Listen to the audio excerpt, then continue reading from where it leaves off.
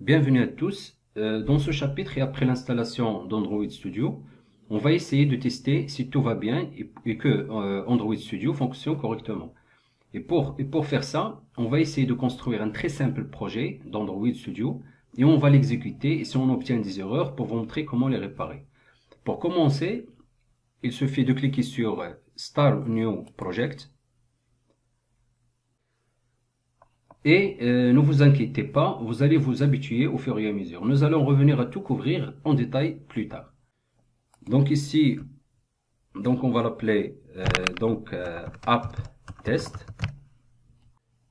Donc ici, le nom de notre application, donc c'est pas le seul nom du projet. Lorsque vous développez une application que vous allez finalement vendre, pensez à un bon nom. Donc ici, on a compagnie domaine, c'est le nom de l'entreprise. Donc ce nom, celui-là, il permet d'identifier chaque application.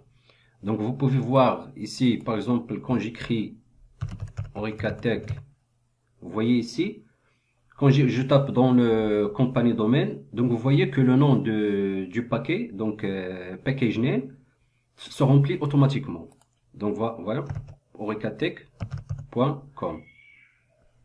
Donc ça s'appelle un domaine inverse. Donc le nom de l'application, celui-là qu'on a mis ici, c'est juste un identifiant pour dire, d'accord, il y a plusieurs applications qui ont le même nom que notre application sur le Google Play Store. Donc comment savons-nous qui est le vôtre? Donc c'est le com.oricatech.apptest. Donc c'est le nom du paquet. Ici, on va mettre Next.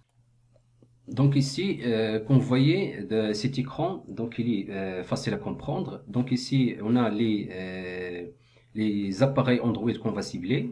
Donc, il nous propose ici, si on veut faire des applications pour les phones et les tablettes, par exemple ici les TV ou bien les automobiles. Pour nous, ce qui nous intéresse, c'est les téléphones, phones et tablettes. Et comme vous voyez ici, on a plusieurs versions d'Android, mais la raison pour laquelle on va sélectionner une version, c'est quand vous mettez votre application dans Google Play Store, donc il vérifie cela. Donc il faut vérifier cela. Donc il va fonctionner sur 100% des appareils quand on utilise un Android version 4 API 14. Donc si par exemple vous utilisez KitKat, donc ça va fonctionner sur 90% des appareils.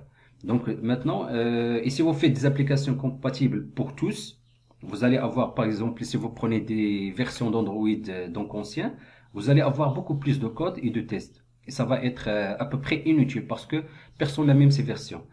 Donc pour cela, il faut prendre un intermédiaire, donc soit par exemple le KitKat ou donc entre 90 à 100%. Donc on va essayer de prendre le 15. Donc ici on est toujours à 100% des appareils. Donc et on fait Next. Donc comme vous voyez ici, donc on arrive à cet écran. Donc c'est ici on va essayer d'ajouter une activité à notre mobile. Donc pensez juste qu'une activité c'est comme un écran. Donc une activité c'est comme un écran. Donc si vous faites un site web, par exemple, donc l'écran quand vous arrivez sur l'écran d'accueil, donc il serait sa propre activité. Et si vous cliquez par exemple sur à propos, la section à propos serait une autre. Et pareil, si on va dans le menu, on clique sur contact, on arrive à la page de contact, donc serait une autre activité. Donc, mais c'est plus complexe que ça. Mais j'essaie de vous simplifier pour mieux comprendre. Donc, il faut retenir juste qu'une activité est un écran ou une vue. Donc, on va faire Next. Qu'on voit ici, avant de faire Next, donc on voit ici, on a des écrans, donc des activités. Donc ici, on a une activité vide.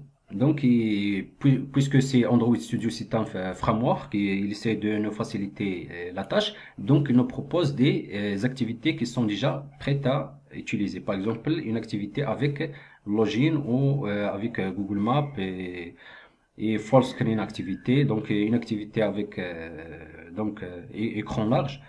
Donc pour nous, on va essayer de choisir donc une activité vide et on va ici cliquer sur Next. Donc ici, on arrive à cet écran qui nous permet de configurer notre activité. Comme vous voyez ici, donc on a créé une nouvelle activité vide et on nous propose de donner un nom à notre activité et un nom au layout. Donc c'est le design.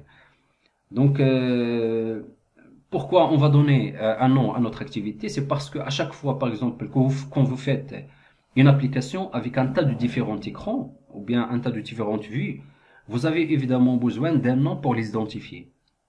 Donc c'est pour ça on va écrire ici on va nommer notre activité. Donc ici on va laisser comme ça ma activité et pour le layout c'est le nom ou bien c'est la mise en page de notre activité. Donc comment les choses se positionnent sur notre écran. Donc rappelez-vous tout simplement que cet écran il s'appelle main activité. Donc notre l'écran vide il s'appelle main activité. Donc on va cliquer sur Next et Finish.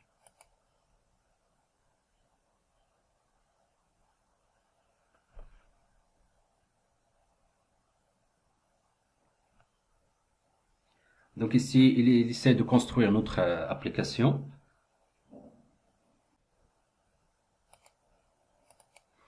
Donc comme vous voyez ici, donc ça prend un peu de temps. Donc il essaie de télécharger donc les différents composants pour construire notre application. Donc notre application test. Donc c'est le nom de notre application.